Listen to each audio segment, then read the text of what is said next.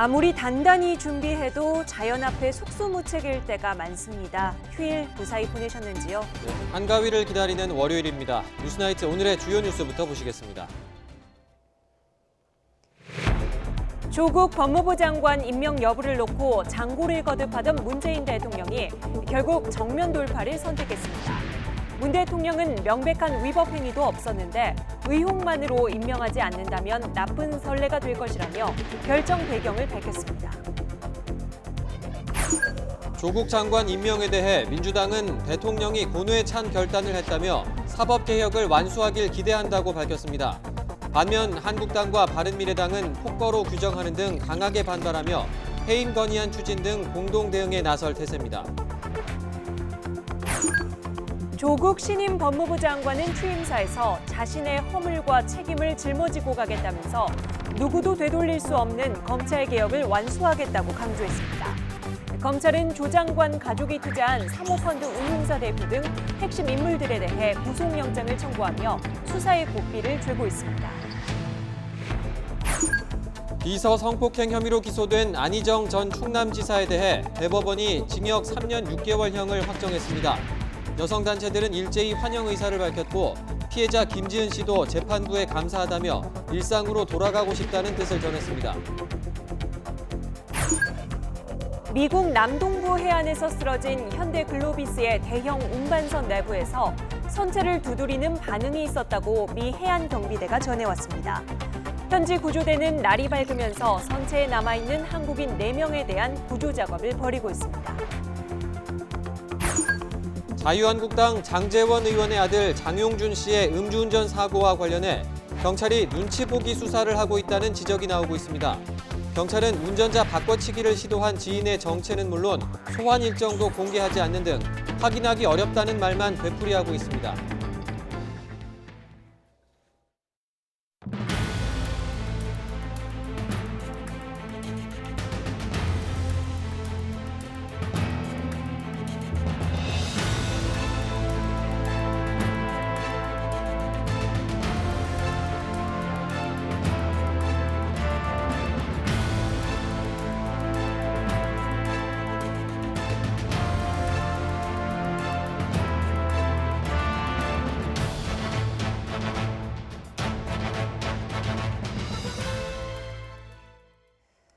(8월 9일) 정확히 한 달 전에 문재인 대통령은 법무부 장관 후보자에 조국 전 민정수석을 지명했습니다. 이후 검증 과정에서 각종 의혹과 고발, 검찰의 압수수색까지 이어지면서 지난 한 달은 가히 조국 정국이라고 해도 과언이 아니었죠. 네, 문 대통령이 장고 끝에 오늘 조국 후보자를 법무부 장관에 임명했습니다. 의혹만으로 낙마하면 나쁜 선례가 될 것이라며 이번 결정의 이유를 직접 국민에게 설명했습니다. 먼저 김도원 기자입니다. 문재인 대통령이 고심 끝에 조국 법무부 장관 임명을 공식 발표했습니다. 조 장관에게 임명장을 수여한 뒤 대국민 담화를 통해 배경을 직접 설명했습니다. 찬반 대립과 국민 분열 우려로 깊이 고민했지만 원칙과 일관성을 지키는 게 중요하다는 판단이었습니다. 본인이 책임져야 할 명백한 위법 행위가 확인되지 않았는데도 의혹만으로 임명하지 않는다면 나쁜 선례가 될 것입니다. 조 장관의 가족에 대한 검찰 수사를 두고 제기되는 우려에 대해서도 언급했습니다. 검찰 수사나 장관 직무 수행이 어려울 거라는 걱정도 있지만 공정한 수사에 대한 믿음을 밝혔습니다. 검찰은 이미 엄정한 수사 의지를 행동을 통해 의심할 여지 없이 분명하게 보여주었습니다. 문 대통령은 개혁성이 강한 인사일수록 인사청문 과정에서 어려움을 겪고 있다면서 답답함을 토로했습니다. 또 공정의 가치에 대한 국민의 요구를 다시 한번 절감했다며 고교 서열화와 대학 입시 등 교육 분야 개혁을 강력히 추진하겠다고 밝혔습니다. 민정수석에서 물러난 후 40여일 만에 다시 청와대를 찾은 조 장관은 내내 굳은 표정이었습니다. 조 장관과 함께 지난달 초 지명된 최기영 과학기술정보통신부 장관 등 6명도 임명장을 받았습니다. 문 대통령이 장관 임명장 수여식을 생중계하고 대국민 담화까지 발표한 건 이번이 처음입니다. 조국 장관 임명을 놓고 찬반 논란이 뜨거운 상황에서 직접 국민을 설득해 난관을 돌파하겠다는 의지로 해석됩니다. YTN 김도원입니다. 직접 임명 배경을 설명하며 국민의 이해를 구한 문 대통령은 권력기관 개혁 의지가 좌초돼선 안 된다고 강조했습니다. 조국 장관 주변 수사를 둘러싼 청와대와 검찰의 갈등 상황에 대해선 각자 할 일을 하면 된다며 논란에 선을 그었습니다. 신호 기자의 보도입니다. 문재인 대통령은 지난 대선 때 대통령으로 선택받은 가장 중요한 이유로 권력기관 개혁에 대한 약속을 들었습니다. 실제 성과도 있었고 국민들도 인정해 줄 것이라는 인식을 밝혔습니다. 국정원 국내 파트를 폐지하고 기무사를 해편하는 등의 개혁 성과를 언급한 건데 아직 검찰 개혁은 제도적으로 이루어진 것이 없다는 것이 문 대통령의 판단입니다. 이제 남은 과제는 권력기관의 정치적 중립을 보장하고 국민의 기관으로 위상을 확고히 하는 것을 정권의 선의에만 맡기지 않고 법제도적으로 완성하는 일입니다. 고위공직자 비리수사처, 공수처 설치와 검경 수사권 조정은 아직 국회 문턱을 넘지 못한 상황을 언급한 겁니다. 개혁 의지가 좌초되면 안 된다는 표현까지 쓰며 조국 장관의 역할을 강조하고 국민의 이해와 지지를 당부했습니다. 저와 함께 권력기관 개혁을 위해 매진했고 성과를 보여준 조국 장관에게 그 마무리를 맡기고자 한다는 발탁 이유를 분명하게 밝힌 바 있습니다.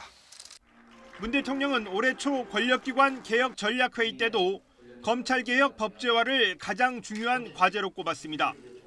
지난 5월 취임 2주년 대담 때도 조국 당시 민정수석에게 이 역할을 맡겼다는 점을 분명하게 밝혔습니다. 정부 차원에서 할 수 있는 개혁들은 거의 상당히 다 했다고 생각합니다.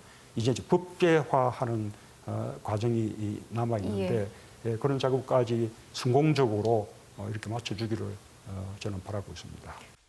조국 장관 부인이 검찰 수사를 받는 상황에 대해서는 검찰과 장관의 할 일이 다르다고 표현하면서 그렇게 운영되는 상황 역시 권력기관의 개혁과 민주주의 발전을 이루는 일이라고 의미를 부여했습니다.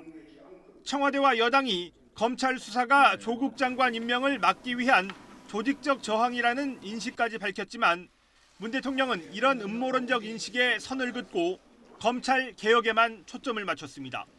YTN 신호입니다.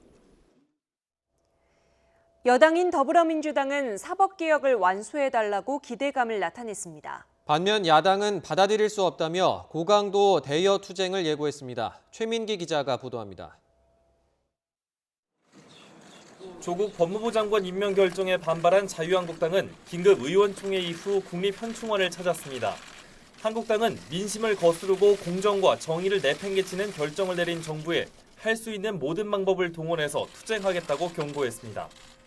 공정과 정의는 내팽개치는 그런 결정을 했습니다. 저희로서는 할 수 있는 모든 방법을 통한 투쟁을 할 예정이라는 말씀을 드립니다.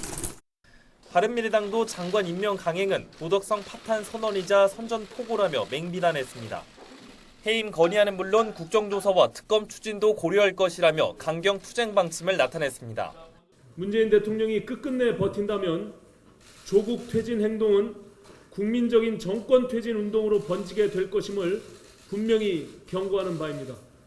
여당인 더불어민주당은 대통령의 고뇌에 찬 결정을 존중한다고 밝혔습니다. 임명에 대한 부정적 여론을 의식한 듯 조 장관이 검찰개혁, 사법개혁을 완수해달라는 국민 명령에 부응해달라고 당부했습니다. 조국 후보가 장관이 되면 검찰개혁, 사법개혁을 하라는 국민의 명령에 충직하게 임하길 기대합니다. 우여곡절 끝에 장관 임명은 이루어졌지만 여야의 극한 대치로 전국은 또 한 번 경랑에 휩싸이게 됐습니다. YTN 최민기입니다. 우여곡절 끝에 임명된 조국 신임 장관은 검찰의 권한을 통제하기 위해 법무부가 할 일을 하겠다고 강조했습니다. 가족을 둘러싼 의혹과 관련해선 허물과 책임을 짊어지고 가겠다는 말도 남겼는데요. 조 장관의 취임사 직접 들어보시죠. 제 허물과 책임 짊어지고 가겠습니다. 젊은 세대들이 저를 딛고 오를 수 있도록 끊임없이 노력하겠다는 다짐을 먼저 밝혀둡니다. 우리나라 검찰만큼은 많은 권한을 통제장치 없이 보유하고 있습니다. 저는 누구도 함부로 되돌릴 수 없는 검찰개혁을 시민들, 전문가들, 그리고 여러분들과 함께 완수하고자 합니다. 법무부의 검찰에 대한 적절한 인사권 행사, 검찰개혁의 법제화, 국민 인권 보호를 위한 수사 통제 등 검찰에 대한 법무부의 감독 기능을 실질화해야 한다고 생각합니다. 조국 법무부 장관이 임명된 날 검찰은 조 장관 가족이 투자한 사모펀드 운용사 대표 등 핵심 인물에 대한 구속영장을 청구했습니다. 지난달 27일 수사에 돌입한 뒤 처음으로 주요 피의자 신병 확보에 나선 겁니다. 권남기 기자입니다. 검찰이 코링크 P 이모 대표에 대해 구속영장을 청구했습니다. 조국 장관 부인과 자녀, 처남 가족이 14억 원을 투자한 펀드의 운용사 대표입니다. 지난달 27일 수사가 시작된 이후 검찰이 처음 피의자 신병 확보에 나선 겁니다. 이 대표는 조 장관 부인 정경심 교수와 자녀로부터 10억 5천만 원을 투자받고도 74억 5천여만 원을 받는 것처럼 금융당국에 허위로 신고한 혐의를 받고 있습니다. 또 다른 사모펀드를 통해 코스닥 상장사를 인수한 뒤 회사 돈 수십억 원을 빼돌린 혐의도 있습니다. 검찰은 코링크 직원을 시켜 관련 증거를 없애도록 지시한 정황도 포착했습니다. 앞서 이 씨는 코링크 실소유주 의혹을 받는 조 장관의 오촌 조카와 함께 해외로 출국했다가 귀국해 검찰에 2차례 소환됐습니다. 정경심 씨랑 마지막으로 통화한 게 언제세요? 조 씨랑 같이 계셨습니까? 검찰은 코링크 측이 조 장관 일가로부터 출자받은 펀드 대부분을 투자한 가로등 전멸기업체 웰스 CNT의 최모 대표에 대해서도 구속영장을 청구했습니다. 최 대표는 웰스를 운영하면서 10억 원대 회사 돈을 빼돌린 정황이 포착됐습니다. 두 사람의 구속 여부는 법원의 구속영장 심사를 통해 결정됩니다. 조국 장관 임명과 관계없이 검찰이 사모펀드 핵심 피의자들의 신병을 확보한다면 수사는 탄력을 받을 것이란 관측이 나옵니다. YTN 권남기입니다. 그런데 이 사모펀드 운용사의 대표가 인수한 회사로부터 조국 장관의 부인 정경심 교수가 매달 수백만 원씩 고문료를 받은 것으로 확인됐습니다. 정 교수는 어학사업 자문을 했을 뿐 투자나 경영에 개입은 하지 않았다고 해명했는데 검찰은 조만간 정 교수를 불러서 실제 어떤 역할을 했는지 조사할 방침입니다. 신지원 기자의 보도입니다. 조국 법무부 장관의 부인 정경심 씨는 지난해 말 WFM이라는 업체의 고문으로 역임됐습니다. WFM은 1994년 어학교육과 출판업에서 시작해 다양한 사업에 진출한 회사입니다. 그런데 정 씨가 고문에 역임될 당시 이 회사 대표는 정 씨가 투자한 사모펀드 운용업체 코링크 PE의 대표 이모 씨였습니다. 코링크 PE는 조 장관이 청와대 민정수석이던 2017년 7월 정 씨와 두 자녀로부터 10억 5천만 원을 투자받았는데 이후 넉 달 만에 WFM을 인수한 뒤 이 씨가 대표이사로 취임한 겁니다. 정 씨는 지난해 12월부터 올해 6월까지 WFM에서 매달 200만 원씩 자문료를 받았다고 사실관계는 인정했습니다. 그러나 어학사업에 관한 자문을 했을 뿐 투자나 경영에는 개입하지 않았다고 해명했습니다. 검찰은 정 씨가 자신이 투자한 사모펀드 업체가 인수한 회사에서 고문으로 일하게 된 배경을 들여다보고 있습니다. 코링크가 이 회사를 인수한 이후 투자하기 시작한 2차 전지, 음극재 등 신사업에 정 씨의 돈이 흘러간 정황이 있기 때문입니다. 정 씨가 고문으로서 자금 흐름에 접근할 수 있었다면 투자처를 모르는 블라인드 펀드였다는 조 장관 측 해명이 설득력을 잃게 됩니다. 제 처가 투자를 했지만 그 펀드 회사가 어디에 무슨 투자를 했는지 자체는 일절 모르고 있었다는 것이고 검찰은 정 씨를 불러 조사하기 전까지 증거인멸 등 다른 정황들도 확인하고 있습니다. 정 씨가 검찰 수사를 앞두고 동양대학교 연구실에서 컴퓨터를 빼돌린 당일 다른 옷차림으로 출근해 서류 뭉치를 들고 나온 모습이 포착된 겁니다. 앞서 검찰은 위조된 동양대 총장 표창장 사진이 유출됐다는 의혹을 규명하기 위해 정 씨 측에 원본을 제출해달라고 요청했지만 정 씨 측은 표창장 원본을 찾을 수 없다며 사진 파일만 제출한 것으로 확인됐습니다. YTN 신지원입니다. 조국 신임 법무부 장관 딸의 학교 생활기록부 유출 사건과 관련해 경찰은 엄정 수사하겠다고 밝혔습니다. 민감용 경찰청장은 기자간담회에서 학생부 유출 의혹에 대한 국민의 관심이 지대하다며 교육청 조사 자료 등을 바탕으로 어떻게 생활기록부가 배포됐는지 추적하겠다고 말했습니다. 또 유출 경위를 파악하는 과정에서 학생부를 공개한 사람에 대한 참고인 조사도 필요하다면 해야 한다고 밝혀 자유한국당 주광덕 의원에 대한 조사 가능성도 내비쳤습니다. 조국 법무부 장관의 부인 정경심 교수의 표창장 의혹을 조사하고 있는 동양대 진상조사단은 일부 서류가 검찰에 이관됐고 당시 근무한 교직원도 퇴직해 조사에 한계가 있다고 밝혔습니다. 권광선 동양대 진상조사단장은 오늘 오후 브리핑을 열고 당시 생성된 자료들을 수집해 검토하고 있고 관련 부서 직원들에 대한 사실관계도 확인하고 있지만 사실적, 물리적 한계에 봉착했다며 이같이 말했습니다. 조사단 측은 앞으로 자료 발굴과 관계인 면담을 통해 제기된 의혹의 사실관계들을 규명할 계획이라고 설명했습니다. 서울대 학생들이 다시 한번 조국 법무부 장관의 사퇴를 촉구했습니다. 서울대학교 총학생회는 오늘 저녁 6시 서울대 학생회관 앞에서 집회를 열고 조 장관이 스스로 자리에서 물러나야 한다고 주장했습니다. 학생들은 가족을 둘러싼 각종 의혹에 대해 불법이 없었다고 해명한 조 장관이 검찰 수사가 시작된 상황에서 장관직을 맡는 건 부당하다고 강조했습니다. 미국 동부 해안에서 전도된 배에 남아있는 선원을 구조하기 위한 작업이 시작됐습니다. 사고 현지는 지금 아침입니다. 미국 해안경비대는 날이 밝으면서 헬기와 소형 선박 등을 투입해 구조 작업에 들어갔습니다. 현지 연결해 보겠습니다. 강태욱 특파원. 네, 미국 조지아주 브룬스윅 세인트 사이먼 아일랜드입니다.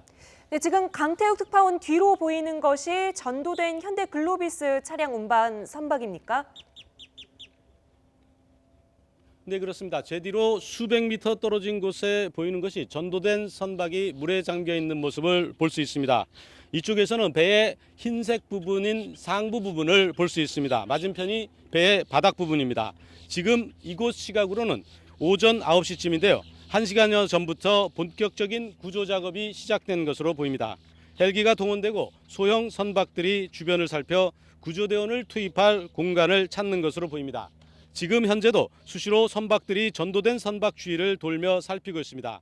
앞서 미국 해안경비대는 선박 안에서 구조를 요청하는 것으로 해석될 수 있는 신호가 있었다고 전했습니다. 미 해안경비대 관계자는 기관실 내 고립된 선원들과의 연락을 위해 선체 주위를 돌며 선체를 두드리는 작업을 진행하는 과정에서 세 차례에 걸쳐 선체 내부에서 두드리는 반응이 있었다고 전했습니다. 미국 해양경비대는 이것을 선체 내부에서 구조를 요청하는 신호로 파악하고 있습니다. 또 앞서 어제 90도가 기울어진 선체가 떠밀려 가지 않도록 예인선 2대가 선체 안정화 작업을 진행했습니다. 미 해안경비대는 접수 시간 기준으로 어제 오전 2시 현대 글로비스 소속 자동차 운반선인 골든 레이오가 미국 조지아주 브룬스윅 항구로부터 약 12.6km 거리의 수심 11m 해상에서 좌연으로 80도가량 선체가 기울어지는 사고가 발생했다는 신고를 접수했습니다. 탑승자 24명 가운데 한국민 6명을 포함한 20명은 구조했고 현재 한국인 4명이 기관실에 고립돼 구조를 기다리고 있는 것으로 파악되고 있습니다.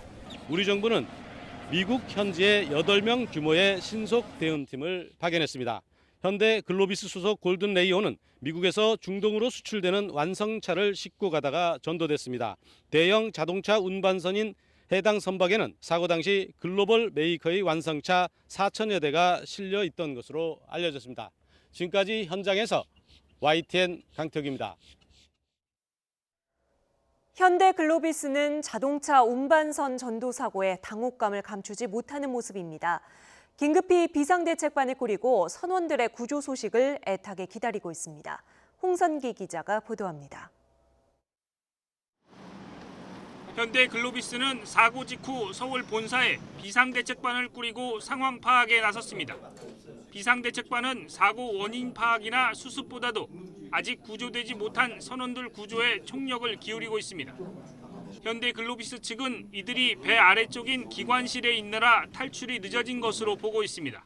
본선 상태가 출항 중에 있었기 때문에 기관장을 비롯한 기관사분들은 엔진룸에서 당직 근무를 쓰고 있는 것으로 저희가 판단을 하고 있습니다. 글로비스는 신속한 구조에 도움을 주기 위해 미국 법인 관계자들을 현지에 급파했습니다. 배의 구조와 기관사들의 이동 경로 등을 전달해 주는 게 구조 활동에 도움을 줄 수 있기 때문입니다. 사고 원인에 대해서는 현지 조사단의 조사 결과를 지켜봐야 한다며 말을 아꼈습니다. 다만 골든 레이호는 자동차 7,400여 대를 실을 수 있는데 4,000여 대만 싣고 있어서 과적과는 관련이 없다고 선을 그었습니다. YTN 홍성기입니다. 비서를 성폭행한 혐의로 재판에 넘겨진 안희정 전 충남지사에 대해 대법원이 징역 3년 6개월의 형을 확정했습니다. 재판부는 피해자 김지은 씨의 진술에 신빙성이 있다고 최종 판단했습니다. 박기원 기자가 보도합니다. 대법원은 비서 성폭행 혐의로 재판에 넘겨진 안희정 전 지사에게 징역 3년 6개월을 선고한 원심을 확정했습니다. 지난해 4월 기소된 뒤 1년 5개월 만입니다. 상고심 재판부는 원심의 판단에 잘못이 없다고 보고 안 전 지사와 검사의 상고를 모두 기각했습니다. 앞서 안 전 지사는 지난 2017년 7월부터 지난해 2월까지 10차례에 걸쳐 비서 김지은 씨를 추행하거나 간음한 혐의로 재판에 넘겨졌습니다. 1심 재판부는 강제추행과 피감독자 간음 등 공소사실에 기재된 10가지의 범죄 사실 모두를 무죄 판단했습니다. 국민 여러분, 죄송합니다. 부끄럽습니다. 많은 실망을 드렸습니다. 다시 태어나도록 더 노력하겠습니다. 하지만 2심 재판부는 1심 판단을 뒤집었습니다.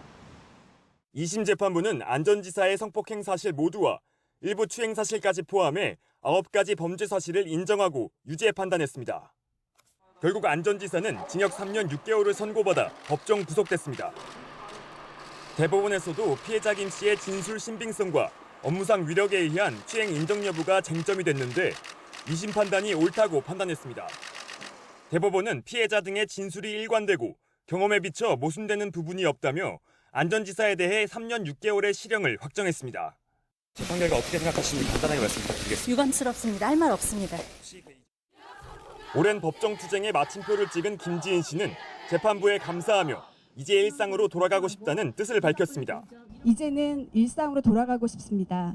2차 가해로 거리에 나뒹구는 온갖 거짓들을 정리하고 평범한 노동자의 삶으로 정말 돌아가고 싶습니다. 대법원의 실형 확정으로 2심에서 법정 구속된 안 전 지사는 안양교도소에서 3년 가까이 남은 수감 생활을 계속하게 됐습니다. YTN 박견입니다. 오늘 대법원은 안희정 전 지사의 지위 자체가 피해자에게는 무형의 위력이라고 판단했습니다. 또 성범죄 사건을 심리할 때 피해자가 처한 특수한 상황을 고려해야 한다는 성인지 감수성 원칙도 재확인했습니다. 대법원의 구체적인 판단 근거를 강희경 기자가 정리했습니다.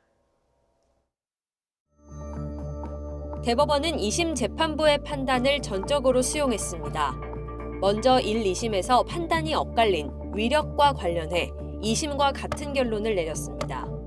1심은 업무상 위력이 실제 범죄에 사용됐다고 볼 만한 증거가 없다고 봤지만 2심은 안 전 지사의 지위 자체가 수행비서에게 충분한 무형적 위력이라고 판단했습니다. 대법원도 위력이 자유의사를 제압하기에 충분한 세력으로서 폭행, 협박뿐 아니라 정치적 지위나 권세를 이용하는 것도 가능하다고 강조했습니다. 피해자 김지은 씨 진술의 신빙성도 인정됐습니다. 대법원은 먼저 피해자의 진술은 모순되는 부분이 없고 허위 진술을 할 동기가 분명하게 드러나지 않는 이상 신빙성을 함부로 배척해서는 안 된다고 밝혔습니다. 성범죄 사건을 심리할 때 성인지 감수성을 잃지 말아야 한다는 점도 다시 한번 확인했습니다. 피해자가 처한 사정을 충분히 고려하지 않은 채 진술의 증명력을 배척해선 안 된다고 강조했습니다. 사건 당일 김 씨가 안 전 지사와 와인바에 동행한 점 등을 들어 김 씨 진술을 믿기 힘들다고 밝힌 1심 판단과 정반대의 결론입니다. 이른바 피해자다운 행동이라는 오래된 판단 기준과도 분명하게 선을 그은 겁니다. 다만 1심에서도 성인지 감수성이 고려됐지만 정반대의 판단이 나왔다는 점에서 앞으로 대법원이 이에 대해 더 구체적인 법리를 제시해야 한다는 필요성이 제기되고 있습니다. YTN 강희경입니다. 대법원이 이 같은 판단을 내리기까지 이른바 미투 운동 이후 달라진 우리 사회 성의식이 영향을 미쳤다는 분석이 나옵니다. 미투 운동의 시작부터 안희정 전 지사의 유죄 판결까지 김우중 기자가 되짚어봤습니다. 지난해 초 서지현 검사는 검찰 내 성폭력 실태를 고발했습니다. 대한민국 미투 운동의 시작점입니다. 연이은 김지은 씨의 폭로는 가해자가 이른바 386 세대의 대표주자이자 여권의 유력한 대권주자였기에 더 큰 충격을 주었습니다. 국민 여러분, 죄송합니다. 부끄럽습니다. 많은 실망을 드렸습니다. 다시 태어나도록 더 노력하겠습니다. 부끄럽고 죄송합니다. 이후 미투 운동은 직장인부터 문화예술계, 일선 학교까지 사회 전방위적으로 확산했습니다. 그동안 권력과 성차별적 인식에 억눌려 피해 사실조차 공개할 수 없었던 여성들의 절규가 잇따랐습니다. 나의 대답도 듣기 전에 옷을 벗었다.